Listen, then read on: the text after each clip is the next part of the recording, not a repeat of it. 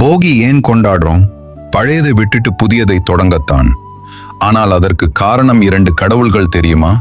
பழங்காலத்தில் மக்கள் மழைக்காக விவசாயம் செழிக்க இந்திர பகவானை பிரதானமாக வழிபட்டு வந்தார்கள். அப்போது மக்கள் நினைத்தது இந்திரன்தான் எல்லாம் என்று அதிக அகந்தை ஏற்பட்டது. கோகுலத்தில் வாழ்ந்த மக்களுக்கு ஸ்ரீ கிருஷ்ணர் சொன்னார், மழை மட்டும் போதாது, மலை, மண், மாடுகள், உழைப்பு எல்லாம் சேர்ந்துதான் வாழ்க்கை செழிக்கும். ஆகையால் கோவர்தன மலைக்கு நன்றி செலுத்துங்கள்.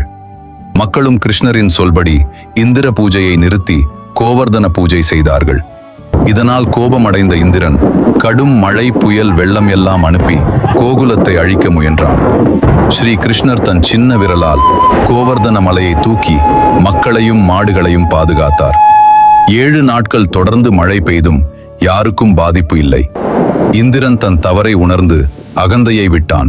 கிருஷ்ணரிடம் மன்னிப்பு கேட்டான். அதன் பிறகு பழைய அகந்தையை எரித்து புதிய ஞானத்தை ஏற்றுக்கொள்வது என்ற அர்த்தத்தில் போகி கொண்டாடப்பட்டது.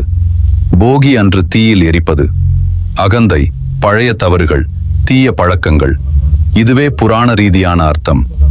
இந்த போகி நாளில் உங்கள் மனதில் இருக்கும் எதை எரிக்கப் போகிறீர்கள்? கமெண்டில் சொல்லுங்கள்.